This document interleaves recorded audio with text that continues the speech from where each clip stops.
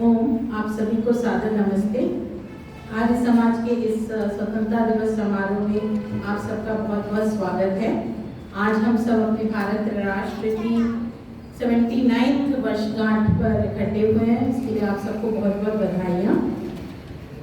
अभी हमने बच्चों का एक बहुत ही सुंदर छोटा सा प्रोग्राम देखा जिसमें बच्चों ने हेरिटेज के बारे में बताया, कल्चर के बारे में बताया और हमने अच्छे अच्छे गौरव गाथा गाई, महापुरुषों की गाथा गाई। तो यह सब बातें बहुत ही ज़रूरी हैं क्योंकि हमें जोश दिलाती हैं और हमें बार बार देश के लिए कुछ संकल्प, क्या संकल्प हम कर सकते हैं, एक रास्ता दिखाती हैं। तो ऐसे उत्सव होते रहने चाहिए। परंतु क्या राष्ट्र और देश किसी पार्टी का एजेंडा है या किसी एक दिन के लिए ही हमारे सम्मुख ये बात आती है? क्या नहीं, ये हमारे लिए हर दिन की बात होनी चाहिए। स्वतंत्रता दिवस पर ही केवल जयघोष नहीं होना चाहिए, हर प्रतिदिन राष्ट्र के लिए हमें जयघोष करना चाहिए। और आर्य समाजी होने के नाते हमारा और ज़्यादा कर्तव्य बन जाता है क्योंकि अगर हम अपने स्वतंत्रता दिवस, स्वतंत्रता की जो लड़ाई हुई है उसको देखें तो उसमें 90% व्यक्ति जो लोग थे, मैंने एक आप लोग को वीडियो भी भेजा था, शेयर किया था पॉडकास्ट, उसमें बताया गया वो आर्य समाजी थे या आर्य समाज की उससे प्रेरित थे, जो हमारे प्रिंसिपल्स हैं उनसे। क्योंकि जो 1857 का भी जो युद्ध हुआ था, आप लोगों को पेपर्स देखना बंद कर दीजिए, मैं उसके बारे में बताऊंगी। उसमें मैंने खाली रेफरेंसेस दिए कि मैं किन मंत्रों से आज की बातों को करूंगी, तो वो हम आराम से देखेंगे। 1857 का जो दयानंद सरस्वती जी का, उसके पीछे बहुत बड़ा हाथ था। उनकी प्रेरणा से, वो कहते हैं कि उस समय वो पता नहीं था वो कहाँ थे, उनकी प्रेरणा से ही सब लोग एकत्रित हुए थे। तो आज बहुत सारे स्वतंत्रता संग्राम सेनानी हैं जिनके हम नाम जानते हैं और जो डायरेक्टली आर्य समाज से प्रेरित हैं, जैसे राम प्रसाद बिस्मिल, लाला लाजपत राय, रामजी कृष्ण वर्मा। जो लंदन में इंडिया हाउस था वो आर्य समाजियों ने ही उसके स्थापना हुई थी और वहाँ जाके सारे जो भी इंडियंस जाते थे पढ़ाई के लिए वहाँ एकत्रित होते थे और उनमें अंदर स्वतंत्रता की भावना जगाई जाती थी। तो उन सब जिनको हम जानते हैं और जो नहीं जानते हैं, जिनको असंख्य स्वतंत्रता संग्राम सेनानियों की लड़ाई के बाद आजादी में स्वतंत्रता प्राप्त हुई है, उसके अलावा उनके परिवारों के भी बलिदान हैं। उनके माता पिता, बेटे बेटियां, संबंधी, मित्र आदि सबको जो डरे डरे रहना पड़ता था कब अंग्रेज सरकार आके सबको पकड़ ले, तो हम सबको उनके लिए हम नमन करते हैं और श्रद्धांजलि अर्पित करते हैं। तो हम शुरू करते हैं राष्ट्र की भावना के लिए कि राष्ट्र क्या होता है। एक और बात मैं यहाँ बोलना चाहूंगी कि स्वतंत्रता जो संग्राम हुआ था उसमें हमारे पास एक गोल था कि हमें अंग्रेजों से स्वतंत्रता चाहिए। आज की डेट में हमारे पास वो गोल नहीं है। हम स्वतंत्र हैं, उस दृष्टि से हमारा देश, हमारा अपना देश है, हमारा राज्य चल रहा है यहाँ पे। तो हमें हमारे गोल्स क्या है? स्वतंत्रता की स्वतंत्रता को बनाए रखना। हमने जब राष्ट्रीय प्रार्थना की तो उसमें आता है ना योग क्षेम। योग का अर्थ है अप्राप्त की प्राप्ति और क्षेम का अर्थ है कि जो प्राप्त हो गया उसको सुरक्षित रखना।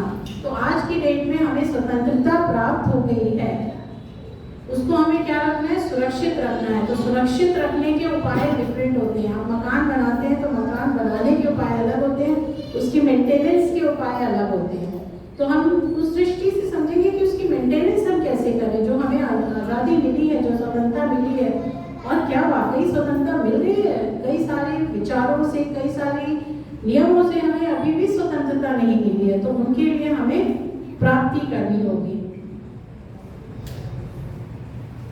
तो राष्ट्र का शब्द जो है उसका अर्थ आज हम समझने का प्रयास करते हैं। जो राष्ट्र शब्द है वो राज्य धातु से बना है। राज का अर्थ होता है चमकना, दीप्ति आना। जैसे हम राजा कहते हैं ना, तो राजा भी राज धातु से बना है। तो राजा क्या होता है? चमकता है। रहा था।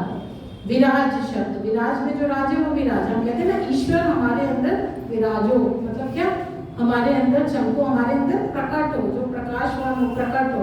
तो ऐसे ही राष्ट्र क्या है, राष्ट्र ऐसे नहीं कि एक भूभाग्य है धरती पर, कोई एक बना दिया धरती पर ये राष्ट्र बन गया। राष्ट्र जो है वो जब चमकेगा तब वो देश, तो जो भूभाग्य है तब वो राष्ट्र बनेगा। तो अथर्ववेद में एक सूक्त आता है, 12वां सूक्त है, उसका प्रथम 12वां कांड का प्रथम सूक्त पृथ्वी सूक्त है। उसमें राष्ट्र की भावना बताई गई है, राष्ट्र किन चीजों से बना हुआ है, कैसा होना चाहिए इत्यादि। तो राष्ट्र उसके हिसाब से मैं बता रही हूँ। और मैंने राष्ट्र शब्द को जब सर्च किया तो वैदिक स्क्रिप्चर्स में scriptures.in जो साइट है वहाँ पे सर्च करने में मुझे 84 टाइम्स राष्ट्र शब्द मिला। मतलब हमारे वेद मंत्रों में 84 टाइम्स राष्ट्र शब्द आया है। उसके अलावा पृथ्वी, मही, पूर्वी, भूमि, प्रश्नी, ये सब जो शब्द हैं वो भी कहीं कहीं राष्ट्र अर्थ में ही प्रयुक्त हुए हैं वेदों में। तो जो अथर्ववेद का 12वां कांड है, उसका पहला जो सूक्त है उसे श्रीपाद दामोदर सावर्णकर जी ने वैदिक राष्ट्र गीत कहा है। और उसमें हमें राष्ट्र की परिभाषा मिलती है। जो मंत्र है उनको अगर हम डिवाइड करें तो 3 तरह की परिभाषा, उसमें 3 चीज़ों से मिलकर हमारा राष्ट्र बना होता है। तो पहली चीज़ क्या है कि यह जो देश है, भूमि है, भूभाग्य है, उससे राष्ट्र बना होता है। पहला घटक राष्ट्र का वो हुआ। दूसरा हुआ जनता, लोग, उसमें जो हम लोग निवास करते हैं उस भूभाग्य में वो। और तीसरा और सबसे महत्वपूर्ण घटक होता है उस राष्ट्र में रहने वाले लोगों की संस्कृति। वो अगर हम कहें कि देश जो है वो शरीर है, लोग जो हैं वो मन है, तो जो संस्कृति है वो क्या है, उसकी आत्मा है। वो आत्मा होगी तो जो देश है वो राष्ट्र बनेगा, वो उसमें चेतना होगी, वो जड़ नहीं होगा, नहीं तो जड़त्व आ जाएगा। आप देखिए आज कई सारे राष्ट्र टूट के देश बन गए हैं। पाकिस्तान में वो देश है, वो राष्ट्र नहीं है, वहाँ कोई संस्कृति नहीं है ना। तो अब संस्कृति को भी हम 2 भागों में बांट सकते हैं, एक उसका व्यवहारिक पक्ष और एक उसका आध्यात्मिक पक्ष। व्यवहारिक पक्ष में हो गया जैसे हमारे रीति रिवाज, खान पान, वेशभूषा, कैसा हम उसमें क्या हमारा रिलीजन है, धर्म की बात नहीं करें, क्या हमारा मजहब है, हम कैसे रिलीजियस बिलीफ रखते हैं, जो इक्वल टू हो जाता है सभ्यता, सिविलाइजेशंस। जैसे इजिप्ट का एक सिविलाइजेशन था, मायन सिविलाइजेशन था, इंडस वैली सिविलाइजेशन था। तो ये सब सभ्यताएं थी, एक भूभाग में थी, वहाँ के लोगों के पर्टिकुलर उस भौगोलिक स्थिति के अनुसार खान पान, रहन सहन इत्यादि था, उनका कैसी वेशभूषा थी। लेकिन जो आध्यात्मिक पक्ष होता है वो बहुत स्ट्रॉन्ग होता है, वही जो है आधार होता है, वही राष्ट्र को बनाता है। और सभ्यताएं मिट सकती हैं, सभ्यताओं के जो वेशभूषा ये सब हमारी बदल सकती है, उनसे कोई फर्क नहीं पड़ता, परंतु जो आध्यात्मिक पक्ष है संस्कृति का वो नहीं मिटना चाहिए। और यही कारण है कि वैदिक आध्यात्मिक पर बहुत ही स्ट्रॉन्ग है, इसलिए वो आज तक मिट नहीं पाया, सिमट जरूर गया है। लेकिन प्राचीन काल में पूरे पृथ्वी पर एक ही संस्कृति थी, उसका क्या नाम था, वैदिक संस्कृति। बोलिए, एक ही संस्कृति थी जिसका नाम वैदिक संस्कृति था। हमारे आज भी उसके अवशेष मिलते हैं, चाहे आप साउथ अमेरिका का मायन सिविलाइजेशन देखें, वहाँ खोदें, या फिर सेंट्रल अमेरिका में भी बहुत सेंट्रल एशिया में बहुत ज़्यादा हमें उसके आज भी अवशेष दिखते हैं सभ्यता के रूप में भी।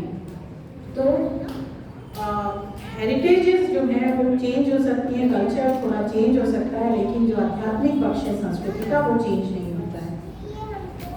तो अब राष्ट्र की उत्पत्ति कैसे होती है, तो अब आप लोग जो है उसमें देखिए, पहला मंत्र जो दिया है मैंने अपने उसमें पेजेस में, अथर्ववेद के 19वें कांड में 41वां मंत्र आता है 41वें अध्याय का पहला मंत्र है, जो कहता है भद्रम इच्छन्तः ऋष्यः स्वः विदः तपः दीक्षा उपनिषेधु अग्रे ततः राष्ट्रं बलम् ओजः च जातं तथा अस्मै देवा उपसन्नमन्तु।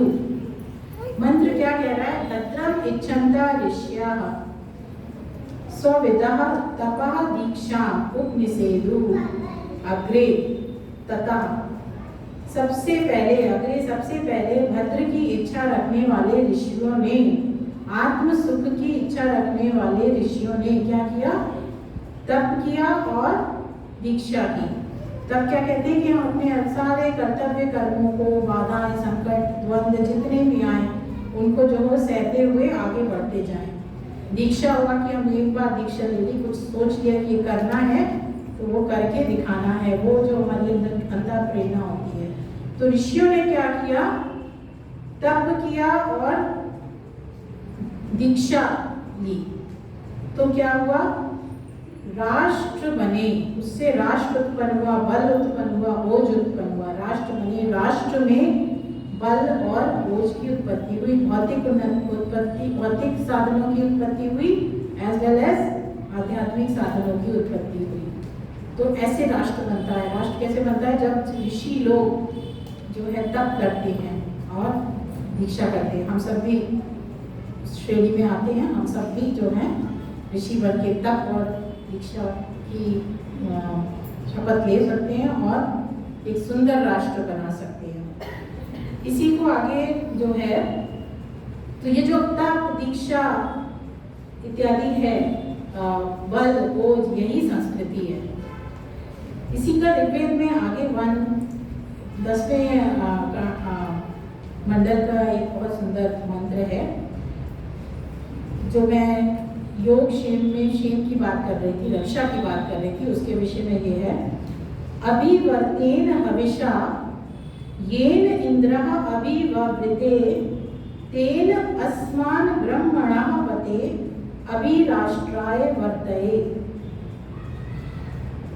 तो कह रहे हैं ये जो हमारे पास जो इंद्र हैं, जो महान पुरुष हैं, वो लोग कैसे देश अभिव्रते का मतलब होता है शत्रुओं पर आक्रमण करने वाली सामर्थ्य। अभिव्रतेन का अर्थ है शत्रुओं पर आक्रमण करने वाली सामर्थ्य।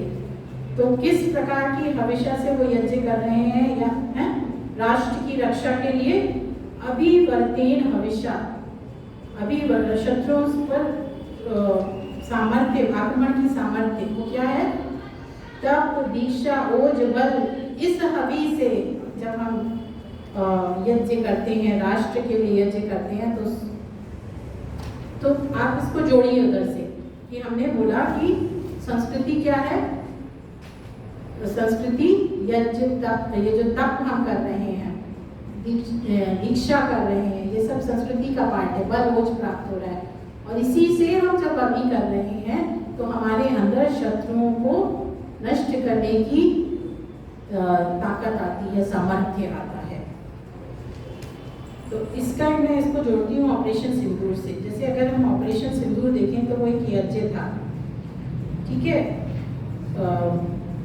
रक्षा की गई उससे, और उसमें जो फिजिकल अभिवर्त है वो क्या है? ब्रह्मोस मिसाइल जो है फिजिकल अभिवर्त है।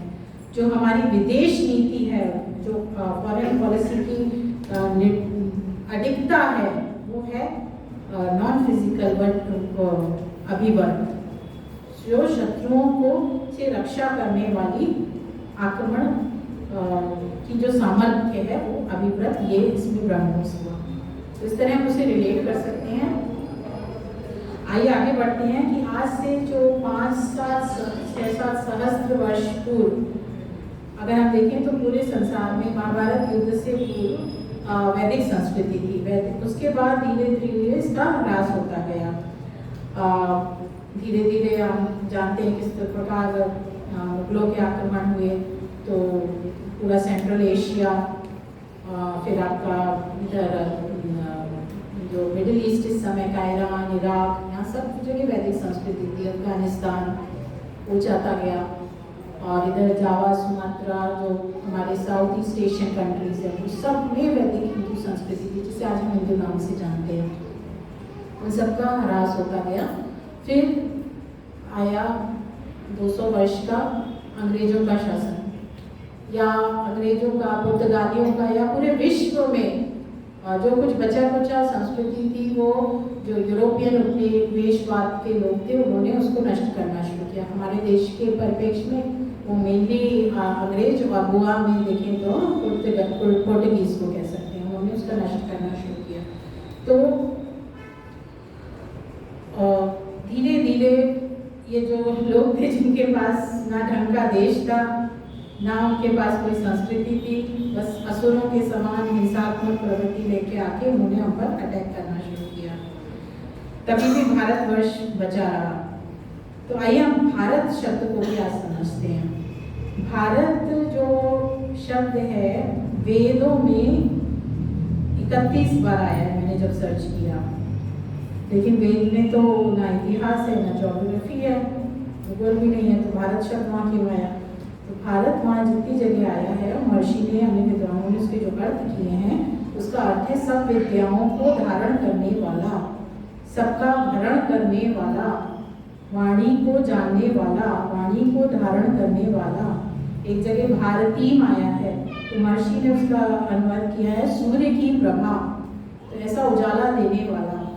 और भारत को अगर हम तोड़ें तो भा प्लस रत 2 शब्द बनते हैं। भा का अर्थ होता है प्रकाश, है ना, शुभा, प्रभा, भास्कर, ये सब शब्दों में भा का अर्थ क्या है? प्रकाश। किस चीज का प्रकाश? ज्ञान का प्रकाश, ज्ञान और विद्या का प्रकाश। विद्या किस प्रकार की? परा और अपरा विद्या दोनों। अपरा विद्या जो हमें भौतिक उन्नति दिलाए, और परा विद्या जो हमें आध्यात्मिक उन्नति दिलाए। रत मीन्स उसमें लीन रहना, लगे रहना, कर्म करते रहना। तो इस भारत शब्द में ही आप देखिए तो हमारी जो वैदिक संस्कृति है, उसके तीनों आधार, ज्ञान, कर्म, उपासना, तीनों इसके अंदर आ गए हैं। भारत, भाग हुआ ज्ञान, रत मीन्स जब आप ध्यान पूर्वक कोई कर्म करते हैं, उसमें हम कहते हैं रत है। तो कर्म कैसा होना चाहिए? निष्काम कर्म, और उसको ध्यान पूर्वक करा जाए, उपासना पद्धति से किया जाए, पूरे लग के किया जाए। तो ऐसा भूभाग्य भाग जहाँ पर लोग जो हैं ज्ञान में, कर्म उपासना में लीन थे, वो जगह क्या कहलाने लगी? भारत। तो विष्णु पुराण में एक बहुत ही सुंदर श्लोक आता है, गायन्ति देवा गिला गीत गानी, धन्यास्तु ते भारत भूमि भागे, स्वर्ग अपर्वगास्पद हेतु भूते, भवन्ति भूयः पुरुषा सुरत्वात्। इसका अर्थ है कि देवता लोग भी ना इस भारत भूमि की जो इसमें जन्म हुए हैं, उनके गान गाते हैं कि तुम लोग तो ऐसे भारत भूमि में जन्म लिया है जहाँ से जो स्वर्ग और अपवर्ग दोनों की प्राप्ति कराती है, भौतिक उन्नति और आध्यात्मिक उन्नति। जब हम सुन रहे थे वेदा ने जो भारतीय संस्कृति के बारे में बताया, तो उसमें उसने इस बात की बात की थी, गौरव गाथा में भी हमने ये बात करी कि यहीं से जो है दोनों प्रकार की विद्याएं गई हैं, चाहे वो जीरो हो, चाहे मतलब जीरो तो बाद में आया है, उससे पहले वेदों में तो इतने सारे गिनतियाँ दी हैं। इसका मतलब हमेशा ही एग्जिस्ट करता होगा, खाली किसी ने बाद में उसे फिर से इन्वेंट कर दिया। एक मनुस्मृति का श्लोक है नेक्स्ट, जिसका महर्षि ने अपने सत्याप्रकाश के एकादश समोल्लास में भी अर्थ किया है। एतत् देश प्रसूतस्य सकाशाद्ग्रजन्मनः स्वस्वं चरित्रं शिक्षरेण पृथ्व्यां सर्वमानवाः।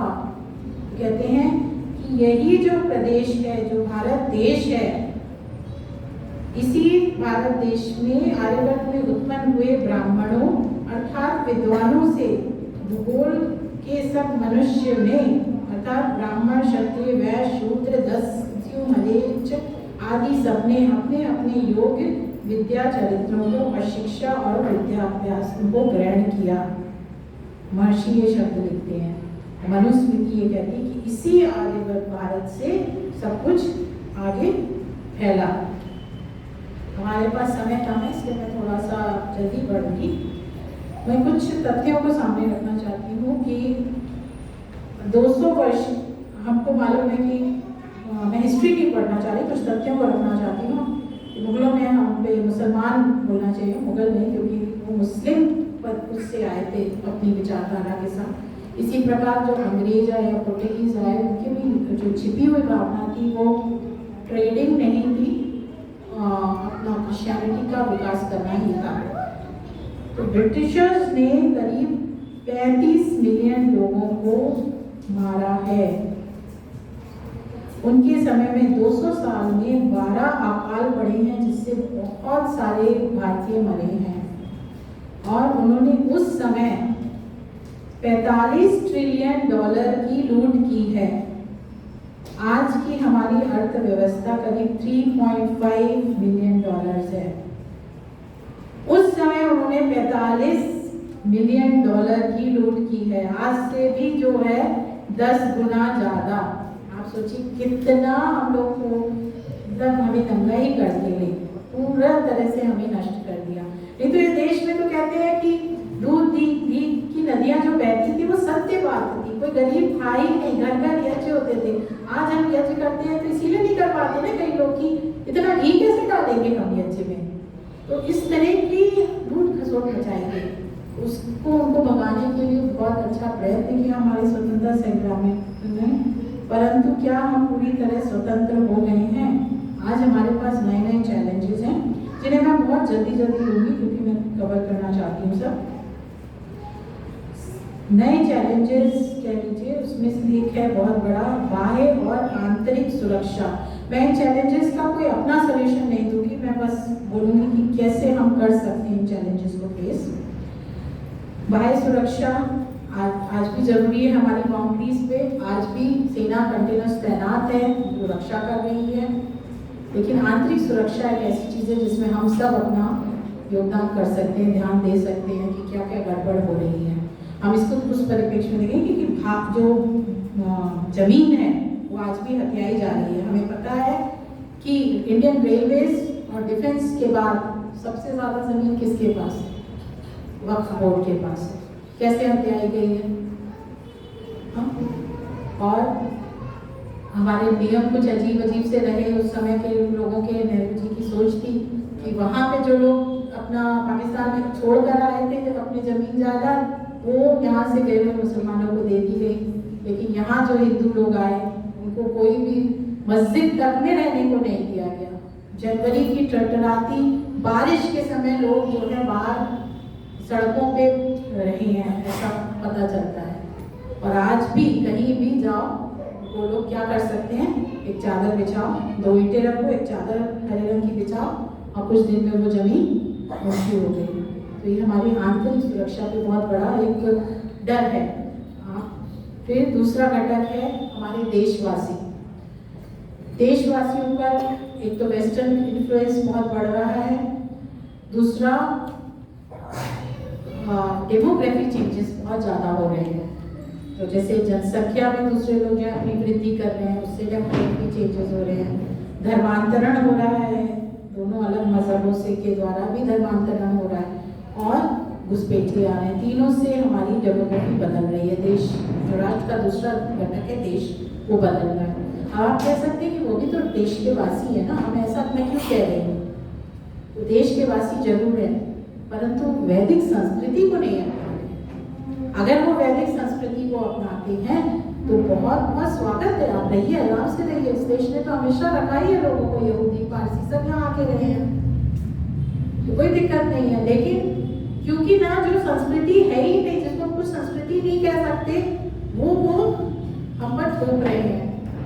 वैदिक संस्कृति क्या सिखाती है हमें? सोच की स्वतंत्रता है वैदिक संस्कृति में, जो आज हिंदू धर्म के नाम से जानी जाती है। जितनी सोचने की स्वतंत्रता हिंदू धर्म में है वो और किसी में नहीं है। तो इसलिए हमें इसे बचाना इसलिए जरूरी है। मैं किसी के लिए घृणा की बात नहीं कर रही हूँ कि हमें क्यों इसे बचाना चाहिए अपने आप को, वो भी तो देशवासी है। हमारे देश में में 28 राज्य हैं और 8 यूनियन टेरिटरी हैं और 733 जिले हैं।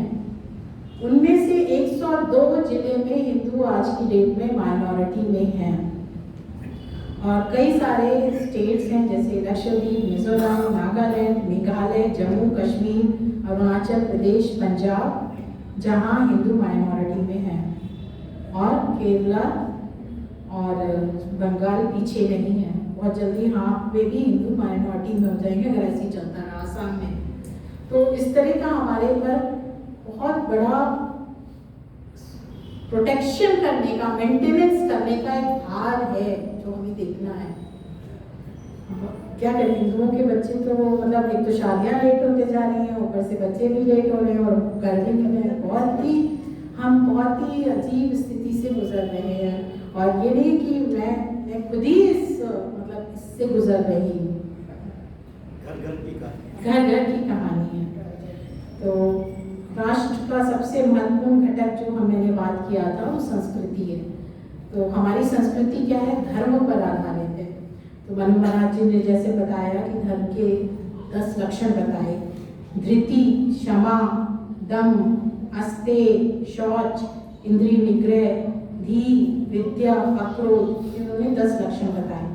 अन्य शास्त्रों में भी धर्म के लक्षण मिलते हैं अलग अलग, पर सब इसी की ओर केंद्रित होते हैं।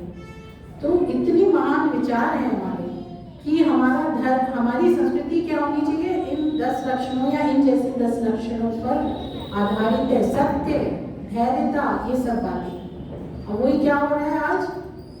जो मनु महाराज ने इतनी अच्छी बातें बताई, उनकी मनुस्मृति जलाई जा रही है। किसी को कुछ नहीं पता है मनुस्मृति में क्या लिखा है, बस एक आंदोलन करके उसे जला डालो।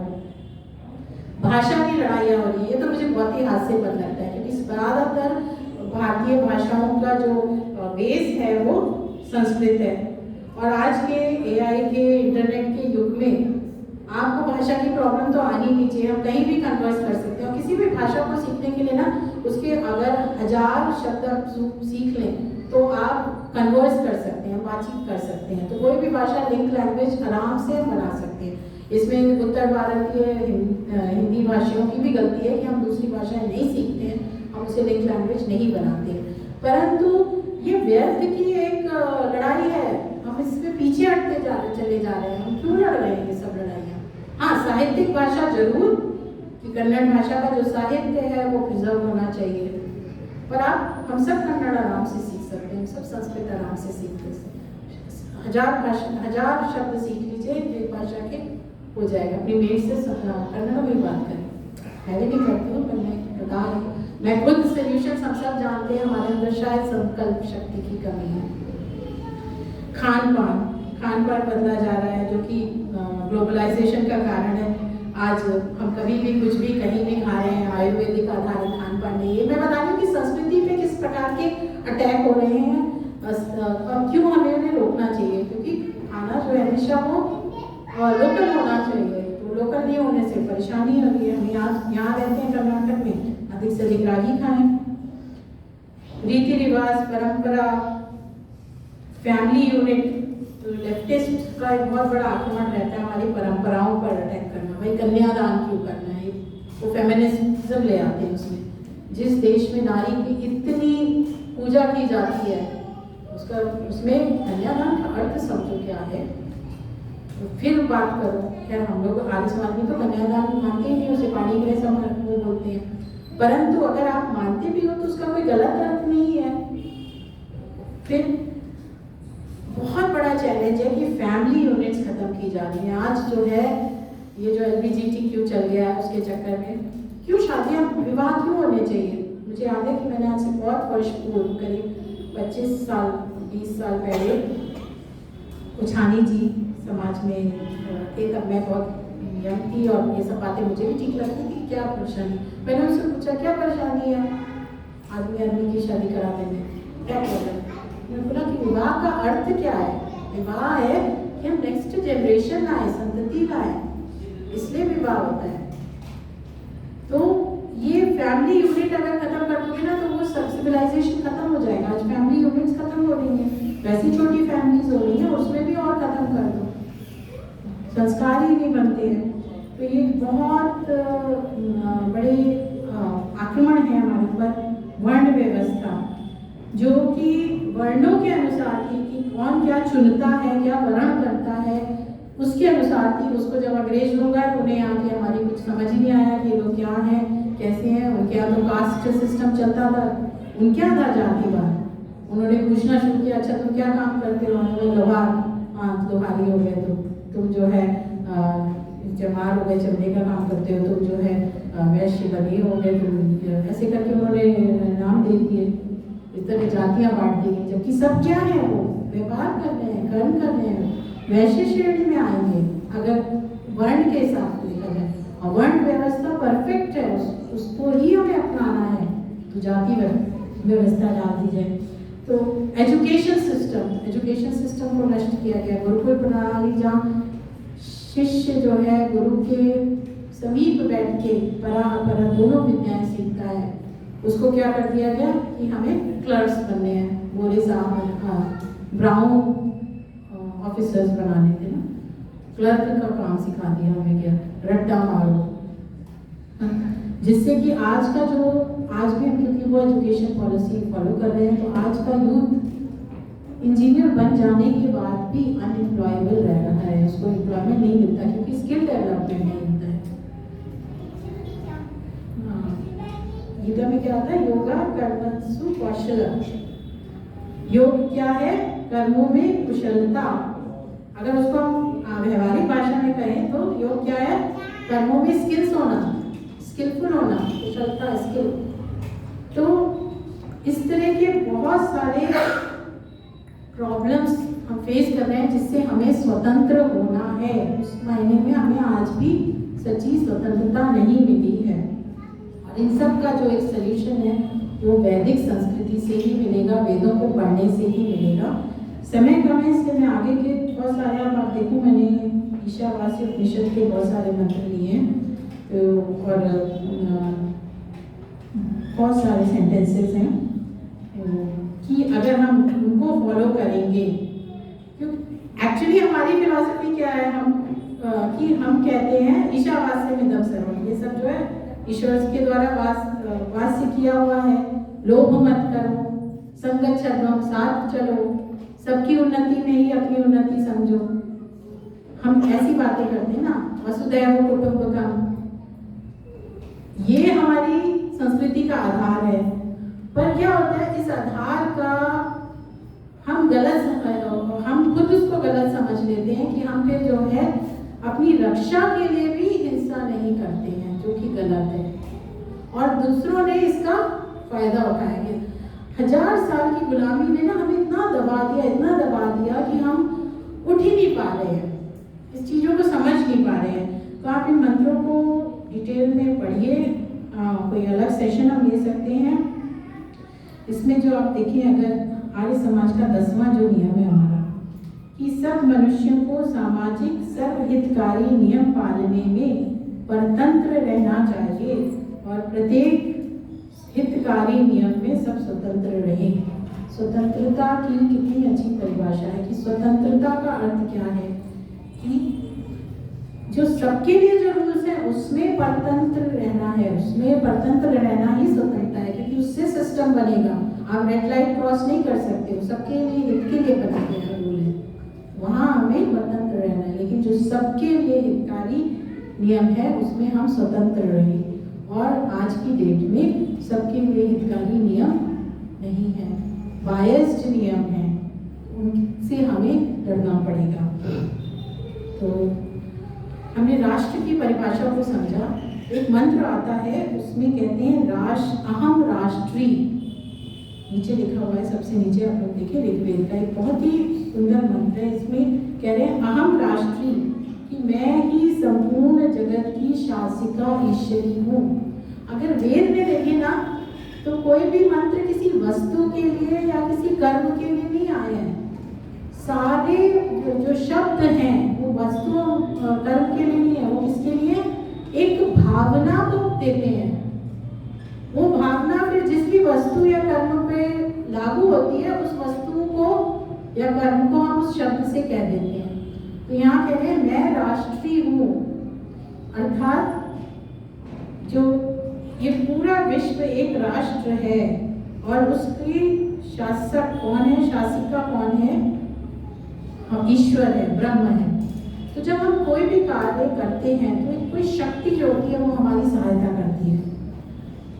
तो जब हम कोई भी कार्य इस भारत राष्ट्र के लिए करें, जब पूरा मन लगाएं, शुद्ध मन से, निष्काम भाव से, ईश्वर परिधान के साथ कार्य करें, तो वो राष्ट्रीय शक्ति जो है वो हमें प्रेरणा देगी आगे बढ़ने के लिए, हमारे सहायता करेगी, हमें सामर्थ्य प्रदान करेगी। तो हमने बहुत कुछ समझा आज के उसमें, राष्ट्र की भाषा क्या है, भारत की परिभाषा क्या है, और कैसे भारत की जो है भौतिक और आध्यात्मिक उन्नति देता है। अथर्ववेद का एक जो मंत्र है उसकी एक सूक्ति आती है, माता भूमि पुत्रो अहम पृथ्व्या, कि जो भूमि है वो हमारी माता है और मैं इस पृथ्वी का, इस भारत देश का पुत्र हूँ। माता कौन होती है? जो लालन पालन करती है हमारा, जो हमारा निर्माण करती है, माता निर्माण करती है। पुत्र पुत्री कौन होते हैं? जो तारते हैं, क्यों नामक नरक से हमारे को तारते हैं। क्यों लोगों को संतान चाहिए होती है? कहते हैं कि पुत्र पुत्री जो हमें तारेंगे। ईश्वर भी हमारा पुत्र है, ईश्वर का नाम भी एक पुत्र है। तो कह रहे उस इस देश की हमें कैसे भारत माता की रक्षा करनी है, उसको तारना है अपने को पुत्र पुत्री समझ के। दूसरा एक आता है, वयम राष्ट्रे जागृयाम पुरोहिता स्वाहा, कि जो हम जो पुरोहित हैं, दूसरों का हित करना चाहते हैं, हम सदा जागते हुए, स्वार्थ त्यागते हुए की भावना से, राष्ट्र हित भावना से कार्य करें। इसमें जो जागृयाम शब्द है बहुत इम्पोर्टेंट है। हम जागृत रहें अपने देश की रक्षा के लिए, हम सोए ना। हो रहा है होने तो क्या फर्क पड़ता है? कश्मीर से लोगों को भगा दिया गया, ठीक है, बंगाल में कुछ हो रहा है, होने दो। नहीं, हमें कुछ करना होगा। ठीक से मैं भी नहीं बता सकती कि मैं क्या करना होगा, मैं भी शायद विवश हूँ, परंतु मैं कुछ भाव विचार आपके सामने रख रही हूँ।